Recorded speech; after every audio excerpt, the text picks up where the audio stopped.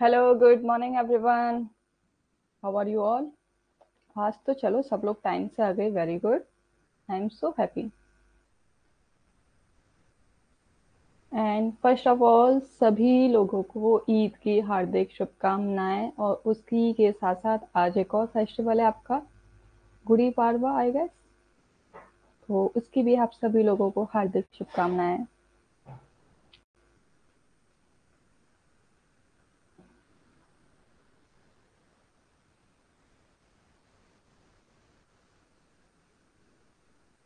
गणगौर है आज। ओके। सो गणगौर और ईद की आप सभी लोगों को बहुत बहुत बधाइयाँ। Good morning, good morning.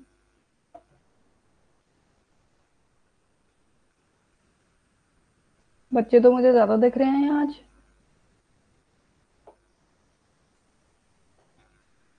Okay. तो एक बार वेलकम कर लेते हैं सभी लोगों का। Hello, I am Akanksha Mathur, your UGC NET home science paper 2 faculty. Welcome you all on fill form platform. बिना किसी देरी के क्लास शुरू करते हैं। आपके ये सोशल मीडिया प्लेटफॉर्म है। आप अगर चाहो तो टेलीग्राम चैनल को ज्वाइन कर सकते हो, जो है आपका home science UGC net filler form. Okay. Good morning. और ये कूपन कोड है जिसको आप इस्तेमाल कर सकते हो कोर्स परचेज करने के लिए।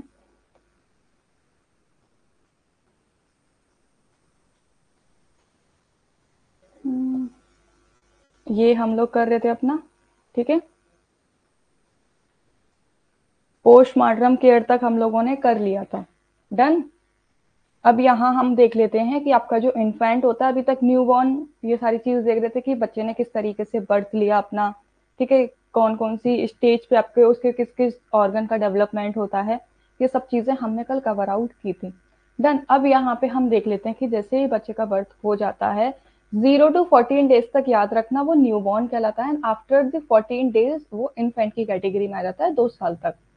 इन्फेंट का टाइम पीरियड आप लोगों ने ज्यादातर देखा होगा 0 to 2 ईयर्स तक देखा होगा, लेकिन नहीं, 0 से लेके 14 डेज तक आपका बच्चा जो है वो न्यू बॉर्न की कैटेगरी में आता है, उसको न्यू बॉर्न कहा जाता है। और फिर 2 साल तक का बच्चा आपका इन्फेंट रहता है, ठीक है। तो अब यहाँ पे जो इन्फेंट होता है ना, उसकी बॉडी में बहुत रैपिड चेंजेस होते हैं, बहुत जल्दी जल्दी चेंजेस आपको देखने को मिलेंगे। 2 साल तक का बच्चा बहुत चेंज हो जाता है जब उसने जन्म लिया होता है। जन्म से लेकर आप 2 साल तक ही क्यों, आप 1-2 मंथ में ही देखा करो, बहुत चेंज हो जाते हैं। क्यों? क्योंकि इन्फेंसी टाइम पीरियड ऐसा है जहाँ पे बेबी की बॉडी में बहुत रैपिड डेवलपमेंट देखा जाता है। फिजिकल डेवलपमेंट यहाँ पे शुरू हो जाते हैं। हेड और अदर बॉडी पार्ट्स को वो मूव करना शुरू कर देता है, ठीक है। स्टार्टिंग में वो क्या है, सक करना शुरू करता है। सबसे पहला जो उसका रिफ्लेक्शन रहता है वो सकिंग रिफ्लेक्शन रहता है, जिसके थ्रू मदर फीड कराती है, ठीक है। वो फीड करता है बच्चा। फिर बैठना सीखता है, बैठने के बाद में वो खड़ा होना सीखता है, खड़े होने के बाद में चलना सीखता है। लेकिन जो फर्स्ट उसका रिफ्लेक्शन जो रहता है वो शकिंग रिफ्लेक्शन ही रहता है। बच्चे के रिफ्लेक्शन काफी बार एग्जाम में पूछे जाते हैं, वो देख लो जरा। देखो, न्यू बॉर्न टू 2 मंथ, यहाँ लिखा हुआ है कि नहीं लिखा हुआ? न्यू बॉर्न टू 2 मंथ तक क्या है, न्यू बॉर्न आपका टाइम पीरियड रहता है 0 to 14 डेज।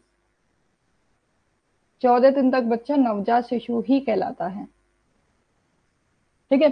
तो यहाँ पे 2 महीने तक बच्चा क्या क्या चीजें कर सकता है कि अपने हेड को लिफ्ट कर सकता है एंड देन टर्न कर सकता है, यानी कि ऊपर भी उठा सकता है और उसको दाएं बाएं भी कर सकता है। और साथ ही साथ वो अपनी बैक पे लेटा रहता है। अभी स्टमक के बल नहीं लेटा है वो सिर्फ और सिर्फ अपनी बैक पे लेटा है और अपने हेड को लिफ्ट कर सकता है और टर्न भी कर सकता है उसे, ठीक है। उसके बाद में उसके जो हाथ हैं उसकी मुट्ठी बना सकता है इस तरीके से, ठीक है। और अपने आर्म्स हैं उनको भी फ्लेक्स कर सकता है। साथ ही साथ neck is enable to support and head. तो यहाँ पे क्या होता है कि वो यहाँ पे बैठ नहीं सकता है। क्यों? क्योंकि उसका जो नेक है ना, उस पर अभी कोई सपोर्ट नहीं होता है। जब भी आप लोगों ने देखा होगा, अगर आप बच्चे को उठाते भी हो तो उसकी नेक पे सपोर्ट रखते हो। क्यों? क्योंकि जो बच्चे की जो स्टार्टिंग में जो बोन्स बनी होती है ना, वो कार्टिलेज की बनी होती है, जो बहुत ज्यादा सॉफ्ट होती हैं। तो इसीलिए नेक इंजरी ना हो जाए, बोन्स गलत डायरेक्शन में डेवलप ना हो, उस वजह से नेक पे सपोर्ट डाला जाता है बच्चे की, ताकि उसका नेक डेवलपमेंट प्रॉपर तरीके से होने लगे और हेड पे कोई इम्पैक्ट ना देखने को मिले, हेड को सपोर्ट मिल सके। Okay. Extend arms then bend and pull them with a brief cry. मतलब क्या है कि बच्चे अक्सर क्या करते हैं कि जब रोते हैं तो अपनी जो आर्म्स होती है उनको फैला भी लेते हैं और बेंड भी कर लेते हैं, ये ज्यादातर करते हैं। और जब बच्चे रोते हैं ना तो वो लाउड साउंड और मूवमेंट इन दोनों के साथ में रोते हैं। आप लोगों ने देखा होगा कि बच्चों का रोना भी ना बहुत अलग अलग तरीके का होता है। एक रिसर्च हुई थी जहाँ पे स्टडी की गई थी, जहाँ ये पता लगाया गया था कि अगर बच्चे को भूख लग रही है तो उसका क्राई किस तरीके का है, एंड देन अगर उसको कुछ इरिटेशन हो रही है, बॉडी में कुछ प्रॉब्लम हो रही है तो वो अलग तरीके से रोता है, कुछ पेन हो रहा है तो उसका रोना अलग तरीके से होता है। और ये सारी जो लैंग्वेज है, क्योंकि यहाँ पे वो बोल नहीं पा रहा है लेकिन रोने के थ्रू वो अपना कम्युनिकेशन करता है। इसीलिए कहा जाता है जब बच्चा फर्स्ट टाइम जो कम्युनिकेट करता है ना, वो रोकर ही कम्युनिकेट करता है। ओके। और 2 मंथ तक ना बच्चा अपने हाथ को एक तरीके से ना पकड़ सकता है चीजों को। अगर आप बच्चे को कुछ पकड़ने को दोगे तो 2 महीने तक उसकी ग्रिस्प पावर जो है वो डेवलप हो जाती है। देखो, नेक में क्या होता है कि नेक की जो बोन होती है ना, वो अभी बहुत ज्यादा सॉफ्ट होती है, कार्टिलेज की बनी हुई होती है। तो अगर आप नेक पे बिना किसी सपोर्ट के अगर बच्चे को बिठा भी रहे हो तो वो उसके हेड के लिए काफी हार्मफुल हो सकता है। इसीलिए अगर जब भी बच्चे का हेड पे हमेशा सपोर्ट रखना चाहिए। अगर आप बच्चे को उठा भी रहे हो तो नेक पे, यहाँ पे जो बैक साइड होता है ना, तो यहाँ पे हाथ रख के सपोर्ट देके तब उठाना चाहिए, जिससे कि बच्चे के सिर पे ज्यादा लोड ना पड़े। ठीक है। इसीलिए कहा जाता है कि नेक क्योंकि अभी अनेबल होती है, वो लोड नहीं झेल सकती है, जो हेड का जो वेट है वो वियर नहीं कर सकती है अभी नेट, क्योंकि काफी ज्यादा सॉफ्ट होती है वो। ओके। अब यहाँ पे देखो, बच्चे के कुछ रिफ्लेक्सेस रहते हैं जो इन्फेंसी के टाइम पे देखने को मिलते हैं। पहला रिफ्लेक्स होता है रोटिंग। रोटिंग का क्या होता है कि अगर आप बच्चे के फेस पे कहीं भी टच करोगे तो जहां जहां आप टच करोगे उधर ही वो अपना जो हेड है वो मूव करने लग जाता है।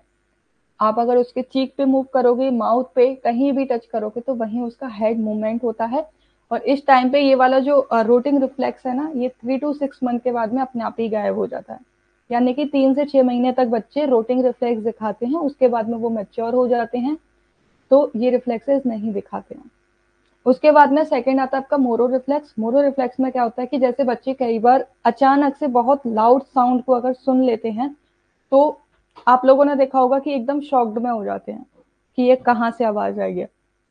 वो आपका मोरो रिफ्लेक्स कहलाता है, जहां पे उनकी जो आर्म्स हैं वो एकदम बाहर की साइड ऐसे फैला लेते हैं। और ये वाला जो रिफ्लेक्स है ये आपका 6 to 7 मंथ तक रहता है, एंड देन वो उसके यूज टू हो जाते हैं कि हाँ, अगर लाउड लाउड साउंड है तो उसके लिए हमें किस तरीके से रिएक्ट करना है, डरना नहीं है, it is just a normal sound. Grasp जो रिफ्लेक्शन है ये भी बच्चे में देखा जाता है। और वेवेंस की रिफ्लेक्स, ये वेवेंस की और रोटिंग मोरो, ये वाले जो 3 रिफ्लेक्सेस है ना, ये एग्जाम में काफी पूछे जाते हैं। ग्रेफ्स रिफ्लेक्स क्या होता है कि जब बच्चा अपनी फिंगर्स के थ्रू कुछ भी ऑब्जेक्ट को होल्ड करके रखता है, या फिर अपनी पाम के थ्रू या फिर अपनी फिंगर्स के थ्रू अगर बच्चा कुछ भी पकड़ता है, वो आपका ग्रेस्प रिफ्लेक्स कहलाता है। जो अगेन अभी तक बच्चा सिर्फ मुट्ठी से पकड़ रहा था, लेकिन 3 से 4 महीने के बाद में वो फिंगर से भी होल्ड करने लग जाता है। बेवेंस की रिफ्लेक्स में क्या होता है कि जो बच्चे के पैर होते हैं ना, वो एक तरीके से फैन की तरह उनको फैला लेता है। और ये वाला जो रिफ्लेक्स है ये अगेन 8 to 12 मंथ के बाद में डिसअपियर हो जाता है।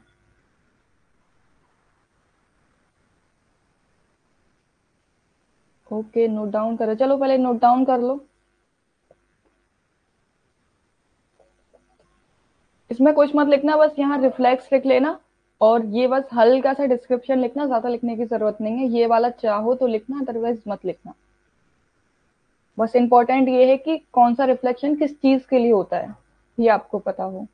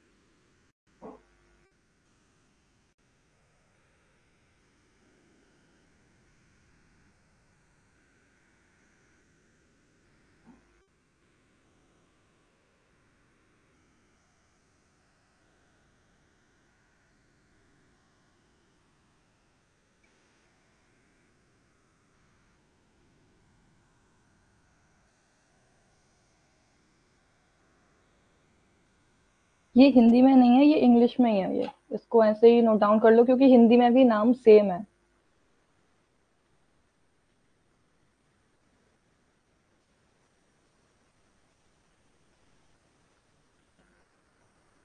बोल तो हिंदी में ही रही हूँ, कौन सा इंग्लिश में बोल रही हूँ। अब देखो, बच्चा जब बच्चे का जो जन्म हो जाता है ना, आपका जो न्यूबॉर्न होता है, इन्फेंट की जब कैटेगरी में होता है ना, तो वो अपने कुछ ऐसे रिफ्लेक्सेस शो करता है। रिफ्लेक्सेस आप कह सकते हो कि एक तरीके से संकेत, ठीक है। तो वहां पे क्या होता है कि सबसे जो बच्चा, आपने देखा एक सकिंग रिफ्लेक्स होता है, सकिंग रिफ्लेक्स में क्या होता है कि वो या तो अपने अंगूठे को सक करता रहता है, फीड करता है तब, ठीक है। अब यहाँ पे रोटिंग रिफ्लेक्स में क्या होता है, जैसे कि फॉर एग्जाम्पल अभी मुझे बच्चा समझ लो, तो अब जैसे अगर आपने बच्चे के यहाँ पे अगर टच किया ना, बच्चे के चीक पे टच किया, तो बच्चा इस तरीके से अपना हेड है वो मूव करने लग जाएगा, रोट करने लग जाएगा, रोटिंग मतलब घूमने लग जाएगा वैसे ही, अपना अपने माउथ को ओपन करने लग जाएगा और अपने हेड को मतलब इस तरीके से किया, इस तरीके से करने लग जाएगा, जैसे उसको लगेगा कि कुछ उसको खाने को दिया जा रहा है, ठीक है। तो अपनी जहां जहां अगर आप उसको यहाँ टच करोगे तो बच्चा इस तरीके से अपना हेड करने लग जाएगा, नोज पे करोगे तो ऐसे करने लग जाएगा। तो जहां जहां बच्चे को आप टच करोगे उसी डायरेक्शन में अपना हेड है वो मूव करने लग जाता है। और ये जो रोटिंग रिफ्लेक्स होता है ना, ये बच्चा कब तक दिखाता है, 3 से 6 महीने तक दिखाता है, फिर उसके बाद में उसको पता चल जाता है कि नहीं भाई, यहाँ कुछ भी नहीं आने वाला है, ये बस ऐसे ही मुझे टच कर रहे हैं। ओके। फिर मोरो रिफ्लेक्स में क्या आता है कि जैसे बहुत बार ऐसा होता है कि सडन बच्चे ने कोई बहुत तेज आवाज सुन ली, जैसे कि अभी मैं आपको पढ़ा रही हूँ और एकदम से मैं आप पे चिल्ला जाऊं, तो आप एकदम शॉक्ड हो जाओगे कि नहीं हो जाओगे। तो वही चीज यहाँ पे मोरो रिफ्लेक्स में भी होती है कि बच्चा अचानक से कोई बहुत तेज आवाज सुन लेता है ना, तो बच्चा क्या करता है, अपनी आर्म्स को इस तरीके से फैला लेता है कि एकदम शॉक्ड हो जाता है और बहुत टाइट करके पकड़ लेता है ना, कि जैसे पता नहीं कुछ डरावना हो गया हो। तो वो आपका मोरो रिफ्लेक्स कहलाता है, जो कि बच्चा 6 से 7 महीने तक ऐसा करता है, फिर उसके बाद में वो यूज टू हो जाता है कि लाउड साउंड के प्रति ये परमानेंट उसका रिएक्शन बन जाता है कि कैसे क्या करना है। फिर ग्रेस्प रिफ्लेक्शन में क्या आता है कि जैसे कुछ भी आप बच्चे को पकड़ाओगे तो पहले सबसे पहले वो अपनी पाम से पकड़ता है, इस तरीके से जो हम कल भी देख रहे थे कि अपने पूरे हथेली के द्वारा वो पकड़ता है, ठीक है। किसी भी ऑब्जेक्ट को, ये 3 से 4 महीने तक रहता है, वॉलेंट्री ग्रेस्पिंग रहती है। फिर उसके बाद में अगेन जब उसको कुछ पकड़ाया जाता है तभी वो चीजें पकड़ता है, कब पकड़ना है कब नहीं, फिंगर्स का भी इस्तेमाल करने लग जाता है। बेवेंस्की में ये होता है कि यहाँ पे आपने देखा होगा कि अगर आप बच्चे के पैर पे, ठीक है, टो पे अगर आप उसको इस तरीके से गुदगुदी करते हो तो वो अपने पैर को इस तरीके से फैला लेता है, फैन की तरह ऐसा फैला लेगा पूरा। वो आपका वेवेंस की रिफ्लेक्शन कहलाता है, जो कि आपके 8 से 12 महीने के बाद में तक ही रहता है, उसके बाद में वो ऐसा कुछ भी शो नहीं करता है। ओके। जैसे कि ऐसा लगता है उसके, अरे मेरे पैर पे क्या ही आ गया, तो एकदम वो पूरा, जैसे सपोज करो ये बच्चे का पैर है, ठीक है, यहाँ पे आपने उसे टच किया तो इस तरीके से वो फैला लेगा कि मतलब ये क्या हो रहा है, ऐसे कर लेगा वो, या तो ऐसे कर लेगा या फिर ऐसे फैला लेगा, ठीक है। वो वेवेंस की रिफ्लेक्शन में आता है। अब देखो 3 to 4 मंथ पे क्या होता है, बच्चे की जो आईज मसल है ना उन पे कंट्रोल आ जाता है। तो अगर आप बच्चे के सामने, यानी कि आईज मसल है उस पर उसका कंट्रोल है, तो अब अगर बच्चे के सामने आप इस तरीके से रखोगे तो वो ऐसे मूव ऐसे देखता जाएगा। आपने देखा होगा ना कि अगर आप बच्चे से छिपने की भी कोशिश करते हो तो वो देखता ही रहेगा, देखता ही रहेगा आपको। तो ये चीज क्यों है, क्योंकि उसकी जो आई मसल है वो स्ट्रॉन्ग बेटर होती जाती है, इस वजह से वो आप किसी भी ऑब्जेक्ट को ट्रैक कर सकता है, ऑब्जेक्ट को, पर्सन को। जब तक वो देखेगा, जब तक डिसअपियर नहीं हो जाएगा, बच्चा देखता ही रहेगा एक ही डायरेक्शन में, ठीक है। यहाँ पे 3 से 4 महीने पे बच्चे अपने दोनों हाथों का इस्तेमाल करना शुरू कर देता है। अगर आप उसको कुछ भी दोगे तो इस तरीके से वो करना शुरू कर देगा। डन। अपने अपर टोर्सो, शोल्डर और हेड को बच्चा उठा सकता है, अपनी आर्म्स फेस पे, टमी पे रख सकता है। डन। नेक मसल जो होती है वो यहाँ पे डेवलप हो जाती है, जिसके लिए बच्चा सपोर्ट के द्वारा बैठ सकता है, ठीक है। 5 से 6 महीने पे ये सारी चीजें हमने पढ़ ली हैं, ये पूरा डिटेलिंग में है, इसीलिए एक बार रिवीजन भी हो रहा है आपका। तो 5 से 6 महीने का जब बच्चा होता है तो वो अकेले बिना किसी सपोर्ट के बैठ सकता है, और यहाँ पे पहली बार में ही बिना किसी सपोर्ट के बैठ सकता है, यानी कि 30 सेकंड तक बैठ सकता है बिना सपोर्ट के, उसके बाद में उसको सपोर्ट की जरूरत होती है। फिर ब्लॉक्स को वो पकड़ सकता है, क्यूब्स को पकड़ सकता है, पाम से पकड़ रहा था, लेकिन यहाँ पे अभी तक उसका थंब का यूज नहीं होता है, थंब यूज नहीं कर पाता है, इस तरीके से पकड़ेगा चीजों को, थंब अभी भी उसका बाहर है। प्लस अपने बैक के साथ साथ अपने स्टोमक पे भी वो लेट सकता है। ओके, 6 to 9 मंथ में यहाँ पे क्रॉलिंग स्टार्ट कर देता है, यानी कि रेंगना जो बोलते ना आप लोग, घुटनों की बल चलना, वो शुरू कर देता है यहाँ पे। अगर बच्चे को पकड़ के चलाया जाए तो पकड़ के चलना भी लग जाता है 6 से 9 महीने के आसपास। ठीक है, थोड़ी देर तक खड़ा भी हो सकता है बिना किसी सहारे के, और बैठना भी यहाँ पे सीख जाता है, खड़े होके बैठना भी सीख जाएगा। और साथ ही साथ यहाँ पे आप उसको, खड़ा है तो फर्नीचर को होल्ड करके भी वो खड़ा रह सकता है यहाँ पे 6 से 9 महीने तक। यानी कि आप देखते हो कि 6 से 9 महीने तक बच्चा ज्यादातर डेवलप हो जाता है, बहुत सारी एक्टिविटीज करने लग जाता है। 9 to 12 मंथ पे क्या होता है कि यहाँ पे बच्चा अकेले खड़ा है ना, तो उसको बैलेंस बनाना आ जाता है, वो गिरता नहीं है, खड़े खड़े गिरता नहीं है बिल्कुल भी। और उसका हैंड होल्ड करके ना आप उसको चला भी सकते हो। चलना तो क्या मतलब, यहाँ 12 महीने तक वो भागने भी लग जाता है, चलना तो दूर हो गया, चलना तो वो पहले ही शुरू कर देगा 7 से 8 महीने पे ही। ओके, लेकिन यहाँ तक अब आपको बच्चे को सपोर्ट की जरूरत नहीं पड़ती है, खुद से सारी चीज करने लग जाता है वो 9 से 12 महीने पे आसपास।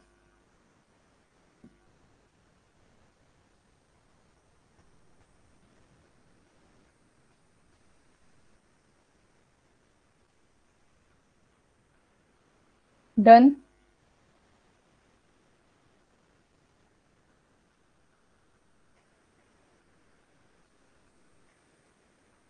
दोबारा तो नहीं समझाना है, क्योंकि हालांकि ये दोबारा ही पढ़े एक तरीके से आप लोग, क्योंकि हमने उस चार्ट में पढ़ ली थी ये सारी की सारी चीजें। अब देखो, चाइल्डहुड का टाइम पीरियड यहाँ पे 0 to 12 ईयर्स लिखा है, लेकिन आप 0 to 12 मत लिखना भाई, क्योंकि आपको पता है 0 to 2 ईयर्स तक आपका इन्फेंट का टाइम पीरियड होता है, इन्फेंसी। ओके, तो ये जो चाइल्डहुड वाला जो पीरियड होता है ना, ये अगेन डिपेंडेंटी वाला पीरियड ही रहता है। यहाँ पे बच्चा अभी डिपेंड ही रहता है अपने पेरेंट्स पे ही।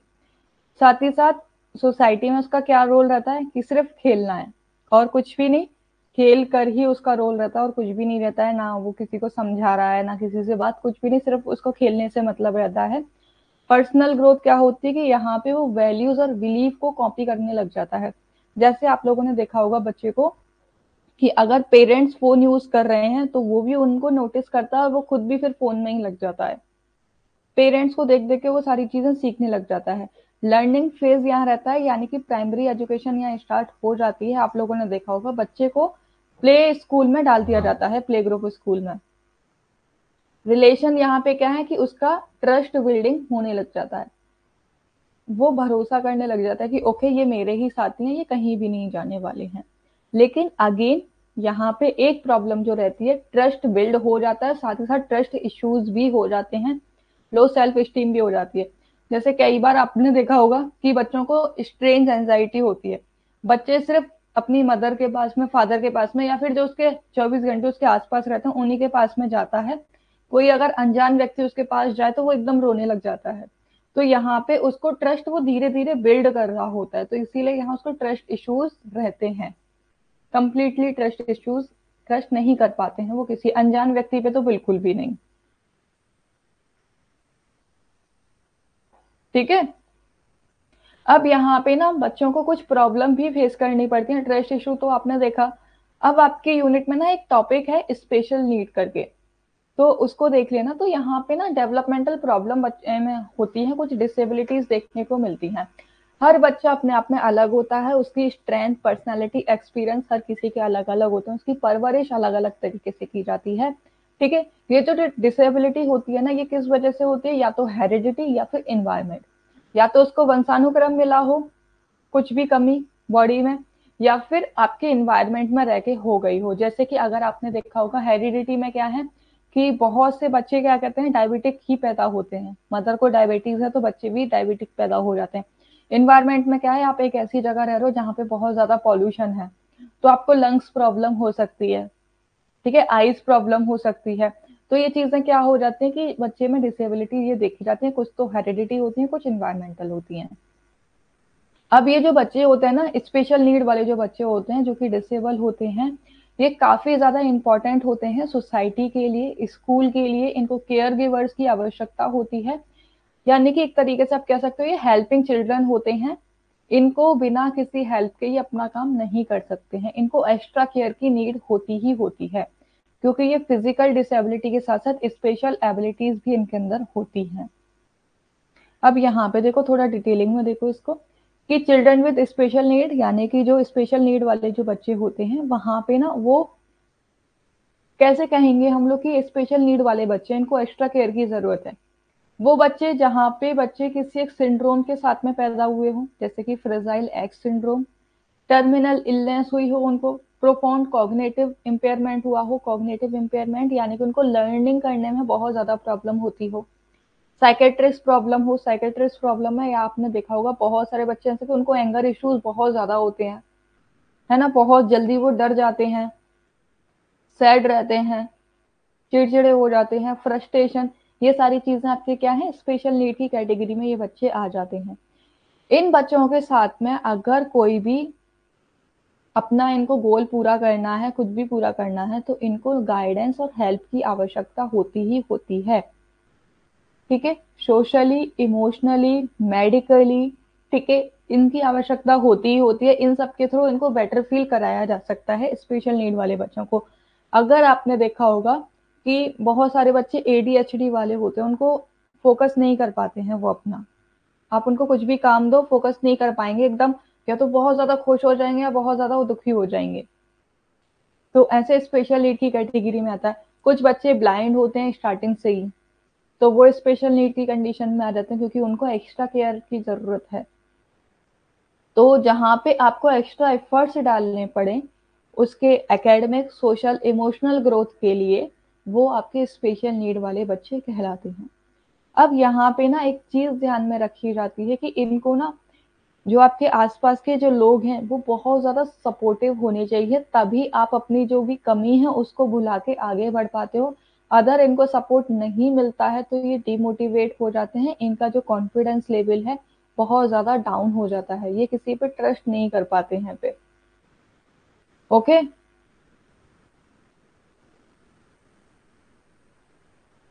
अब इनको देखो फिजिकल प्रॉब्लम इनको क्या क्या फेस करनी पड़ती है फिजिकल तौर पे।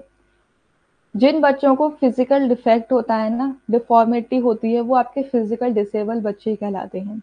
जैसे कि उनको कॉग्नाइटल हो गया, या फिर उनकी एबनॉर्मल डिलीवरी हुई है तो फिजिकल चैलेंज हो जाते हैं, या फिर कोई चोट लगी है, इंजरी है, इन्वायरमेंटल है चोट, यानी कि एक्सीडेंट हो गया उनका, है ना, तो एक्सीडेंट में क्या उनके हेड पे इंजरी हो गई, या फिर उनके हाथ एक चला गया या पैर चला गया, या उनकी फिंगर्स कट गई, तो ये सारी प्रॉब्लम क्या है, फिजिकल प्रॉब्लम होती हैं। ऐसे बच्चे फिजिकली डिसेबल होते हैं लेकिन मेंटली हेल्दी होते हैं। फिजिकली ही इनको प्रॉब्लम रहती है, मेंटली इनको कुछ भी प्रॉब्लम नहीं रहती है। फिजिकली भी प्रॉब्लम क्यों रहती है, क्योंकि ये बाय बर्थ या फिर किसी एक्सीडेंट और इन सब की वजह से डिसेबल हो गए हैं। इसी वजह से ये क्या है, नॉर्मल इन्वायरमेंट में, नॉर्मल लाइफ में एडजस्ट कर पाना इनके लिए थोड़ा सा मुश्किल हो जाता है। आप लोगों ने देखा होगा छोटे बच्चे कई बार क्या है, छत से गिर गए, या फिर उनका किसी गाड़ी के आगे आगे एक्सीडेंट हो गया, तो पैर में क्या है कि उनको फिर स्टिक के सहारे चलना पड़ता है लाइफ टाइम तक। तो यहाँ पे वो फिजिकली डिसेबल हो गए कि नहीं हो गए, तो नॉर्मल लोगों की तरह वो नहीं चल पाएंगे, उनको अगर चलना है तो उनको स्टिक का सहारा लेना होता है, कहीं भी अगर उनको जाना है तो बिना स्टिक के वो जा ही नहीं सकते हैं। तो नॉर्मल लोगों की तरह वो अपनी लाइफ एंजॉय नहीं कर पाते हैं। जिस तरीके से नॉर्मल पर्सन सारे काम कर लेते हैं ना, उनके दोनों हाथ सलामत हैं, पैर सलामत हैं, आंख, नाक, कान सब चीज सलामत है, वैसा फिजिकली डिसेबल बच्चों के साथ में नहीं होता है। ओके, और इनको अगर आप ये फील भी करा दोगे ना कि ये फिजिकली डिसेबल है, तो हो सकता है कि ये डिप्रेशन में चले जाए, इनका कॉन्फिडेंस लेवल है बहुत लो हो जाए, फ्रस्ट्रेट हो जाए, एंगर इश्यूज इनको हो सकते हैं, जो कि इनके इमोशनल चैलेंजेस की कैटेगरी में आता है। जैसे कि फिजिकल डिसेबल वाले बच्चे होते हैं ना, आप इनको कई बार ये फील करा देते हो कि अरे तुम तो काम कर ही नहीं सकते हो, चलो मैं आपकी रोड, आपको क्रॉस करना है, मैं आपको रोड क्रॉस करा देता हूँ। तो कई बार वो क्या कहते हैं, नहीं मैं खुद कर सकता हूँ, मैं मुझे आता है रोड क्रॉस करना, मुझे किसी की हेल्प की जरूरत नहीं है। तो यहाँ पे क्या होता है कि वो ना ऐसा फील करने लग जाते हैं कि अरे मैं तो कुछ काम कर ही नहीं सकती, मैं कर ही नहीं सकता हूँ, मुझे हमेशा सहारे की ही जरूरत है। तो उसको वो एक नेगेटिव वे में ले जाते हैं, नेगेटिव उनके थॉट्स हो जाते हैं। इसीलिए यहाँ पे बहुत ज्यादा इंपॉर्टेंट होता है कि जो फिजिकल डिसेबल जो बच्चे हैं, उनकी जो इमोशनल स्टेट है वो मॉनिटर करते रहें कि कहीं उनको कुछ प्रॉब्लम तो नहीं हो रही है। इसके लिए पेरेंट्स या फिर फैमिली मेंबर, फ्रेंड्स, टीचर, इन सबको बच्चों से खुल के बात करनी चाहिए, डिस्कशन करना चाहिए, उनको समझना चाहिए कि उनको क्या प्रॉब्लम है, क्या प्रॉब्लम नहीं है। वो क्योंकि कुछ कुछ लोग ऐसे होते हैं जो सपोर्ट से खुश होते हैं, अगर उनको हेल्प की जा रही है उनको कोई दिक्कत नहीं है। लेकिन वहीं पे कुछ लोग ऐसे होते हैं जो कि अपने सेल्फ रेस्पेक्ट पे बात ले जाते हैं, उनको किसी सपोर्ट की जरूरत नहीं होती, अगर उन्होंने सपोर्ट लिया तो लोग क्या कहेंगे, अरे ये तो बिना किसी सहारे के चल ही नहीं सकते हैं।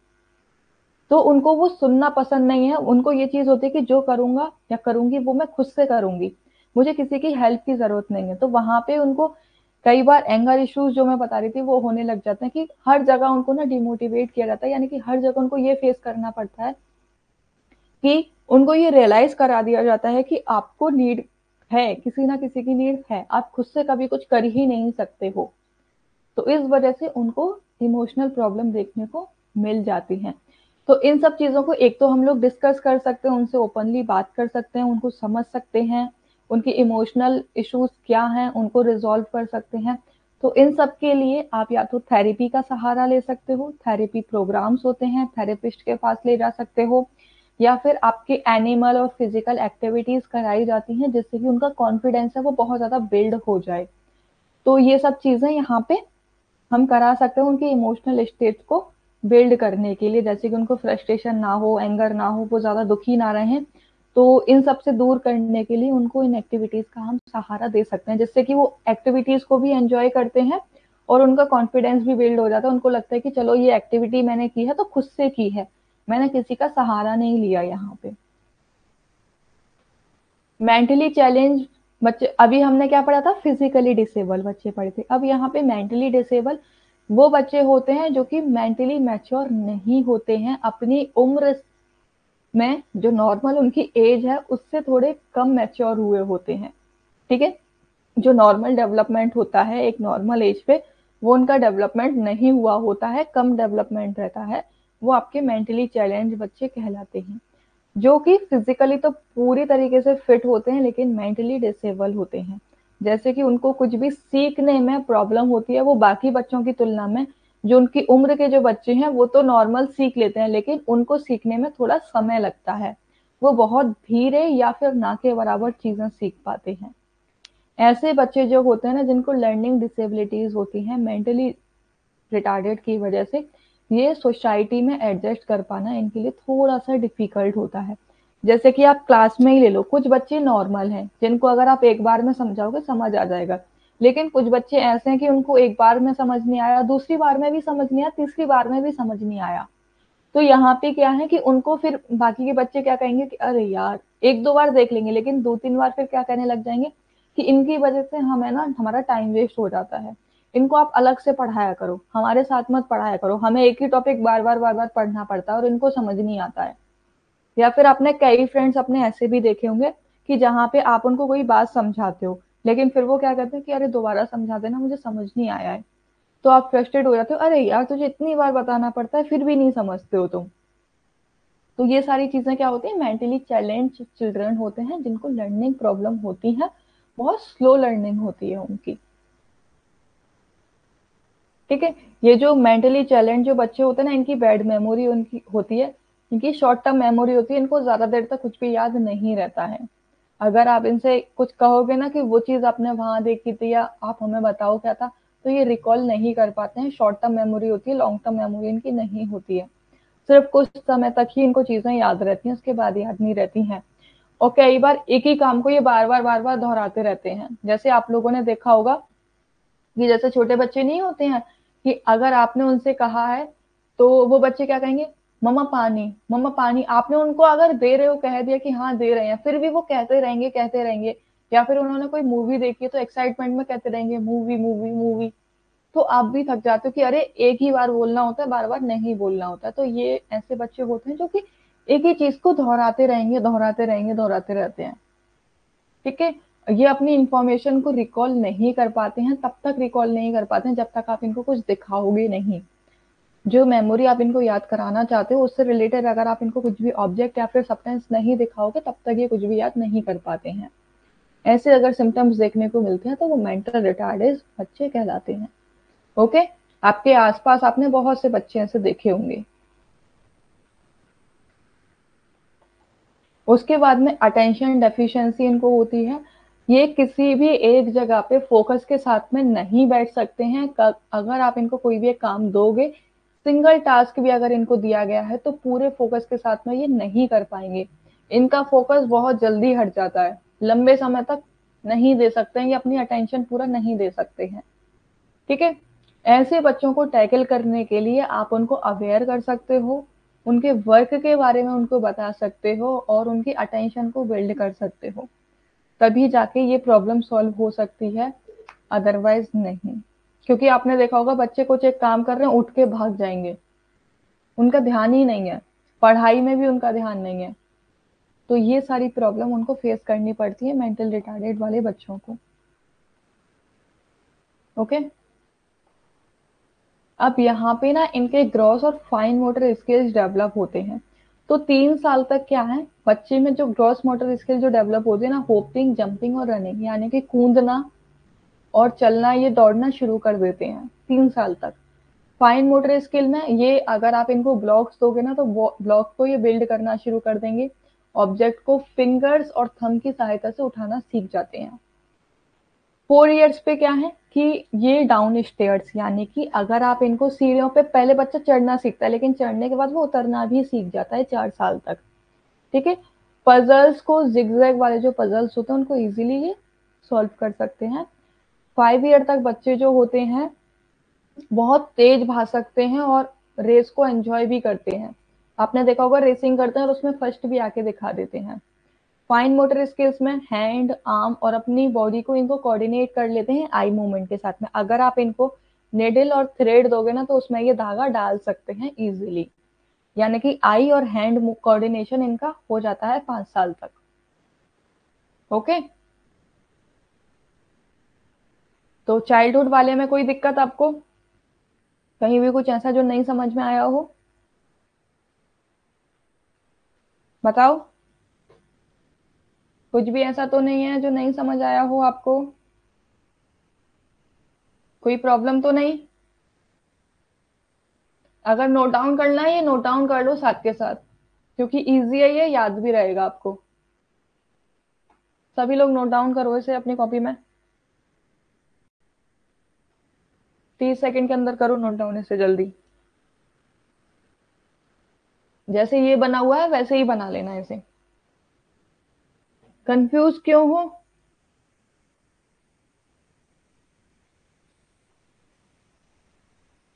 एक काम करना, आप कंफ्यूज नहीं होगे, ये जितने भी मैं दिखा रही हूँ ना, ग्रॉस मोटर स्किल्स या फाइन मोटर स्किल्स, जो चार्ट बनाया है ना उससे आप याद कर लेना, फिर आप बिल्कुल भी कंफ्यूज नहीं होगे।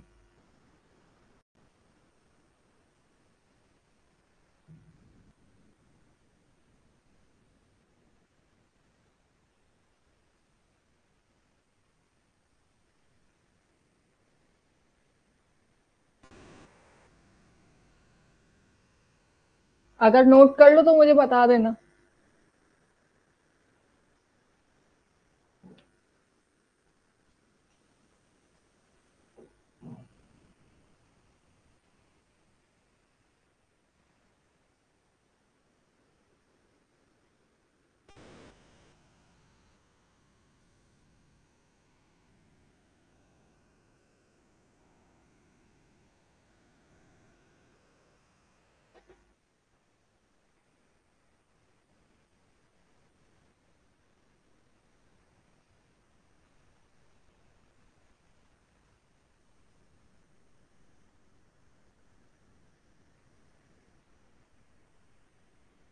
अब देखो यहाँ पे एडोलेसेंस एज का देखो, अभी तक हम लोग क्या देख रहे थे, चाइल्डहुड का देखा था हमने, इन्फेंट और चाइल्डहुड कर लिया है। एडोलेसेंस जो एज होती है वो आपकी 13 to 20 ईयर्स तक होती है। ओके। तो यहाँ पे जो मैच्योरिटी जो टाइम पीरियड होता है ना, यहाँ पे बच्चे डिपेंडेंट से, अभी आपने देखा था कि चाइल्डहुड में बच्चे क्या है, पेरेंट्स पे डिपेंड रहते हैं, लेकिन यहाँ पे वो डिपेंडेंसी से लेके इंडिपेंडेंट होते हैं, यानी कि वो अब यहाँ किसी पे डिपेंड नहीं रहते हैं, अपने काम स्वयं करते हैं, उनको किसी के सहारे की आवश्यकता नहीं पड़ती है। ठीक है। सोसाइटी में इनका रोल क्या रहता है, एक्सपेरिमेंटिंग होते हैं, ये नई नई चीजें करते हैं। पर्सनल ग्रोथ क्या होती है इनकी, कि खुद को डिस्कवर करते हैं, यानी कि खुद के बारे में ये लोग जानते हैं। लर्निंग फेज, वहां पे बच्चे अपनी प्राइमरी एजुकेशन लेते हैं, लेकिन यहाँ पे 13 से 20 साल तक के बच्चे सेकेंडरी एजुकेशन में आ जाते हैं, और अर्ली हायर एजुकेशन जो होती है, यानी कि आपका हो गया 10th और 12th, उस क्लास में ये यहाँ आ जाते हैं। यहाँ पे बच्चों में एक प्रॉब्लम जो देखने को मिलती है एडोलेसेंस एज में, कि वो ना कुछ भी अगर काम कर रहे हैं ना, तो उसके लिए वैलिडेशन उनको चाहिए होता है। उनको ये नहीं, खुद से नहीं होता है कि अगर ये मैंने काम किया है तो अच्छा किया है, जब तक उनको कॉम्प्लीमेंट नहीं मिल जाएगा, दो चार लोगों से ये नहीं कह देंगे कि तुमने ये काम बहुत अच्छा किया है, तब तक वो मानते ही नहीं है। खुद पे उनको वो भरोसा ही नहीं होता है, डाउट रहते हैं, डाउट में रहेंगे वो, कि अरे मैं, लोगों को पसंद नहीं आया, मैंने ये काम किया, उनसे पूछता हूँ, अगर उनको अच्छा लगा यानी कि मैंने काम बहुत अच्छा किया है। खुद से ये नहीं रहता कि अगर मैंने काम किया है तो अच्छा ही किया है, नहीं, जब तक दो चार लोग इनको आके कह नहीं देंगे, इनकी तारीफ नहीं कर देंगे, इनको एक्सेप्ट नहीं कर लेंगे, तब तक ये आगे नहीं बढ़ते हैं। ओके। यहाँ पे प्रॉब्लम क्या रहती है कि इनको फियर डेवलप हो जाता है, डर, डर लगने लगता है कि अगर लोगों ने मुझे एक्सेप्ट नहीं किया तो मुझे कोई भी नहीं प्यार करेगा, है ना, अगर मेरा काम लोगों को पसंद नहीं आया तो मुझे सुनना पड़ेगा, मुझे बहुत सारे ताने सुनाए जाएंगे। तो ये सारी चीजें इनके अंदर डेवलप हो जाती हैं। ओके। इसीलिए इस एज को ना आपकी तनाव और तूफान की अवस्था भी कहा जाता है, क्योंकि यहाँ पे ना बहुत सारे हार्मोनल चेंजेस होते हैं, अपोजिट सेक्स के प्रति अट्रैक्ट भी होने लग जाते हैं।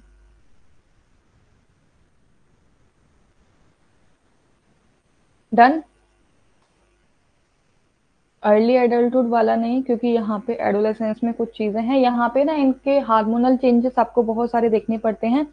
12 एज तक, 10 to 12 एज तक आप लोग देखोगे कि यहाँ पे ना इनकी पोवर्टी वाली एज है वो स्टार्ट हो जाती है, जहाँ पे इनकी जो गर्ल्स होती हैं वहां पे ब्रेस्ट साइज, उनकी वॉइस में थोड़ा पतलापन, ये सारी चीजें देखने को मिलती हैं। वहीं पे अगर बॉयज में आप देखोगे तो उनकी वॉइस हैवी हो जाती है, हेयर ग्रोथ होने लग जाते हैं, ये उनके हार्मोनल चेंजेस देखने को मिल जाते हैं, क्योंकि यहाँ पे पोवर्टी स्टेज है वो डेवलप हो जाती है।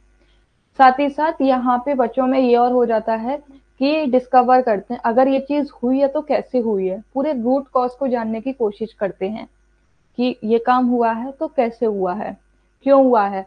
और इनको ना सोसाइटी के अगेंस्ट जाना कुछ ज्यादा ही पसंद आता है। अगर आप इनसे कहोगे ना कि ये काम नहीं करना है, ये काम ठीक नहीं है, तो ये उतना ही ज्यादा करते हैं, इनको ना सुनना पसंद नहीं होता है कुछ भी, कि इन्होंने हमें रोका कैसे, हमें मना कैसे किया, वो वाली इनके अंदर फीलिंग्स आ जाती हैं कि मैं सब कुछ जानता हूँ, हमसे बड़े कुछ नहीं जानते, हमसे छोटे कुछ नहीं जानते हैं, हमें सब पता है, हम सर्वज्ञानी बन चुके हैं, वो वाली स्टेज यहाँ पे ये हो जाती है। ओके। अरे हो भी हो नहीं हो क्लास में,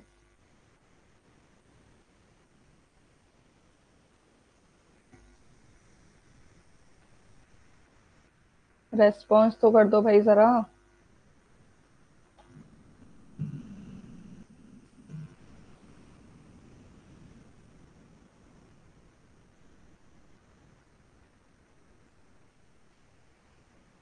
okay.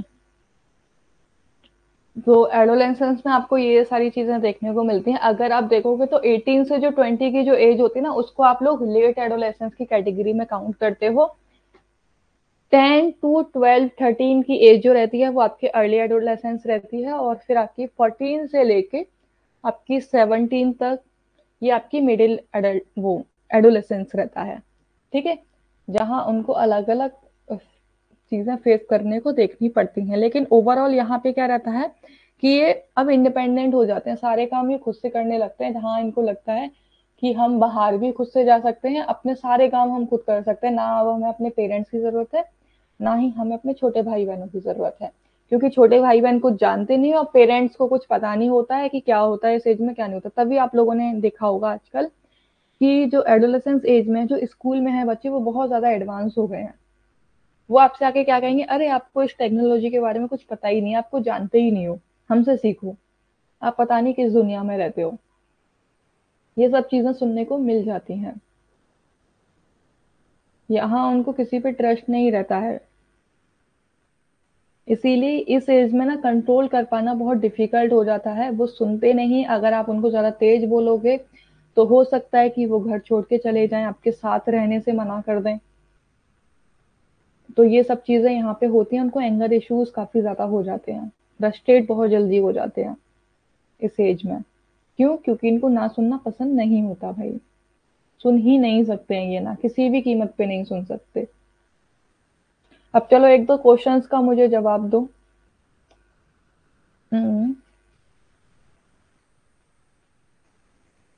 What is rooting reflex? Question है आपका, व्हाट इज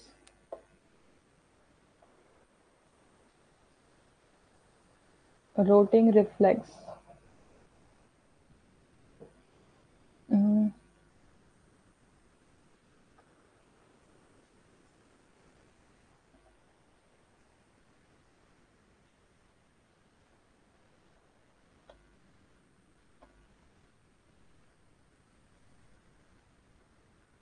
ठीक है, एंड बी है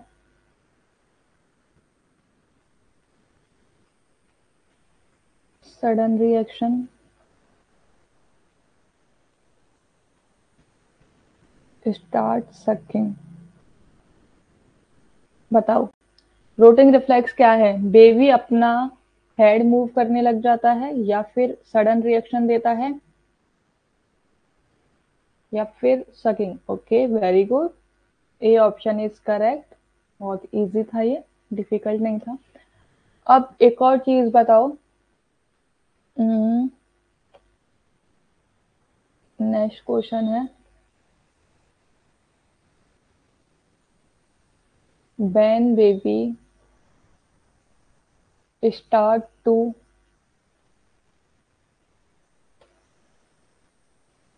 स्टैंड, मतलब बेबी खड़ा होना कब शुरू कर देता है? 3 से 4 महीने पे, 5 to 6 मंथ, 6 to 7 मंथ, और 8 to 9 मंथ? बताओ। यस, हेड को मूव करने लग जाता है और ओपनिंग शुरू कर देता है।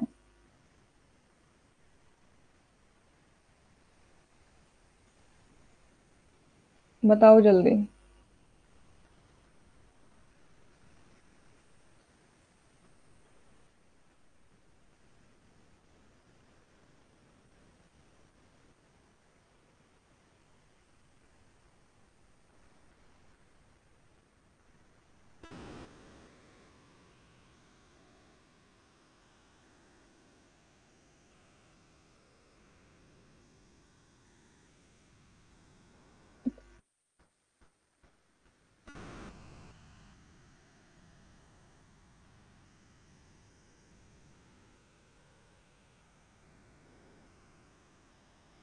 पक्का?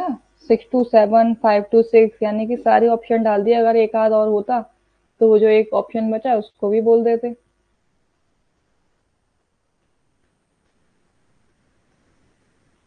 बिना हेल्प के वो 8 to 9 मंथ पे स्टार्ट कर देते हैं।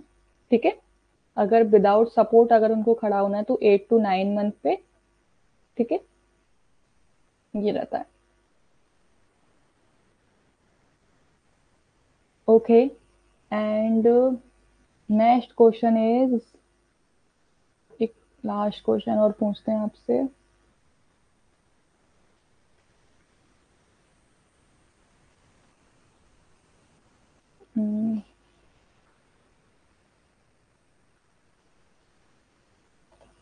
Time period of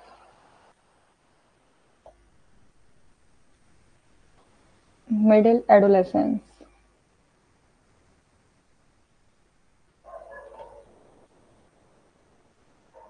10 to 12 years, और आपका 13 to 70 years, 18 to 20 years, या फिर आपका हो गया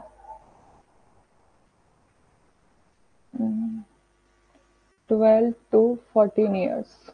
बताओ।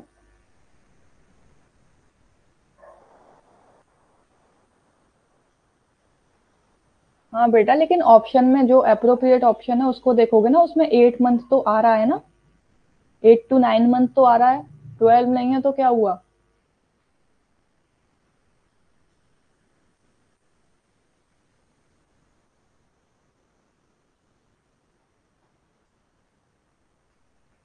ओके, मिडिल एडोलेसेंस कौन सा टाइम पीरियड होता है? 10 to 12, 13 to 17, 18 to 20, या फिर 12 to 14? हमें ना ऑप्शंस में से अप्रोप्रिएट ऑप्शन देखना होता है। इसका बताओ बस जल्दी से।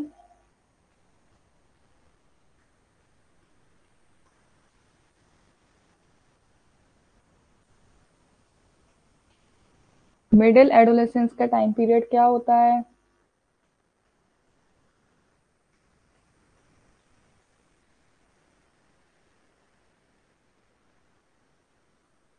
ओके, एक का आंसर रह गया है बस। Okay, very good, option number 2 is correct. ये फर्स्ट वाला आपका अर्ली में आ जाएगा, this one is middle and this one is late. ठीक है, और ये सिर्फ आपको कंफ्यूज करने के लिए था। Okay, so thank you everyone for joining the class. मिलते हैं कल सेम टाइमिंग पे 10 AM। ओके, आई होप आपको आज की क्लास अच्छी लगी होगी। फिर भी अगर कोई भी डाउट एंड क्वेरी रहता है तो आप मैसेज कर सकते हो, पूछ सकते हो। लेकिन होमवर्क करना मत भूलना, जो भी है उसको सर्च कर लेना, रिवाइज कर लेना और शेयर कर देना। Okay, bye.